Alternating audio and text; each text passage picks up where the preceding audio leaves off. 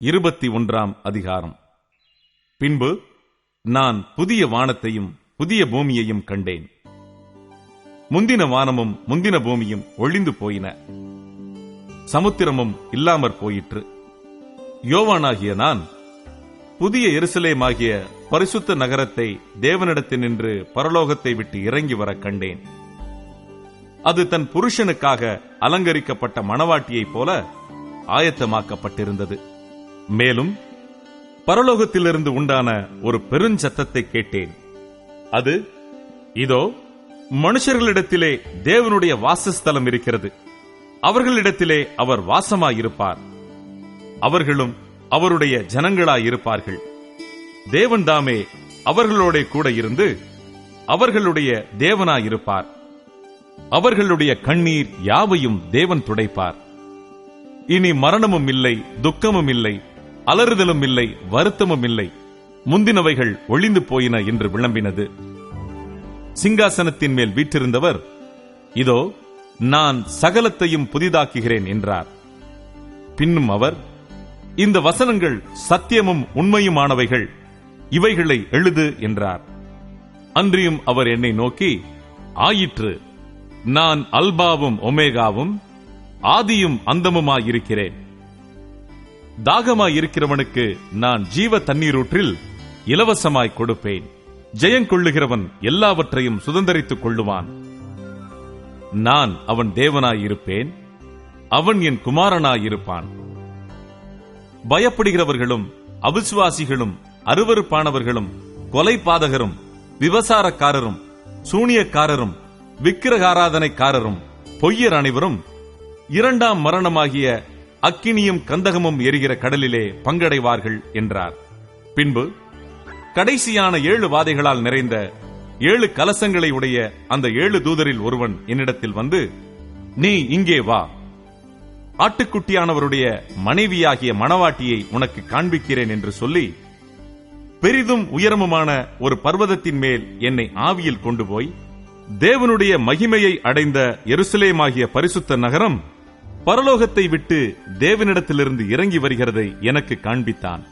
அதன் பிரகாசம் மிகவும் விலை உயர்ந்த இரத்தினக்கல்லை போலவும் பளிங்கு நொழியுள்ள வச்சிரக்கல்லை போலவும் இருந்தது.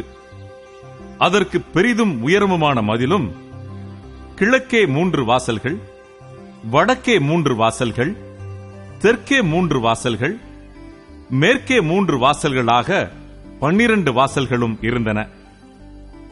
வாசல்களின் அருகே 12 தூதர்கள் இருந்தார்கள். அந்த வாசல்களின் மேல் இஸ்ரவேல் சந்ததியாராகிய 12 கோத்திரத்தாருடைய நாமங்களும் எழுதப்பட்டிருந்தன.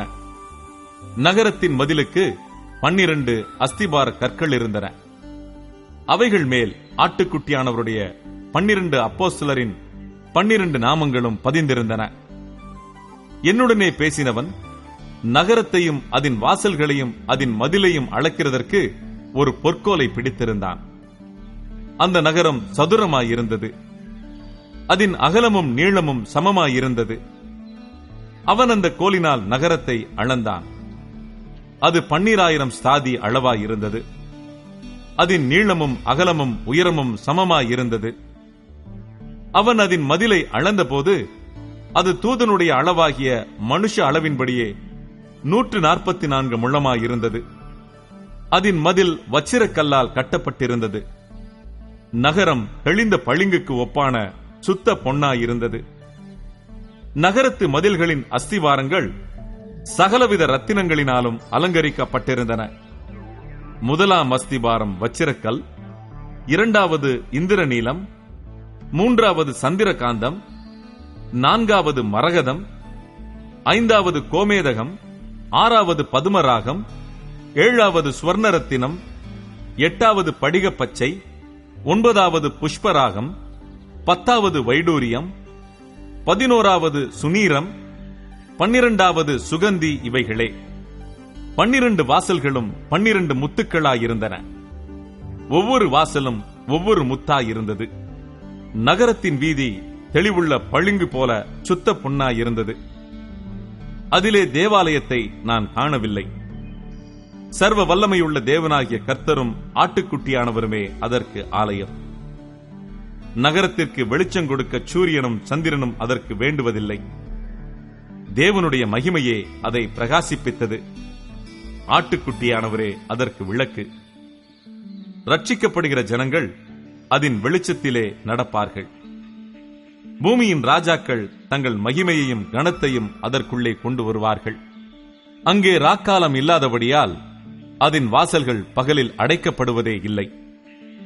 உலகத்தாருடைய மகிமையையும் கனத்தையும் அதற்குள்ளே கொண்டு வருவார்கள். தீட்டுள்ளதும் அருவருப்பையும் பொய்யையும் நடப்பிக்கிறதுமாகிய ஒன்றும் அதில் பிரவேசிப்பதில்லை. ஆட்டுக்குட்டியானவரின் ஜீவ புஸ்தகத்தில் எழுதப்பட்டவர்கள் மாத்திரம் அதில் பிரவேசிப்பார்கள்.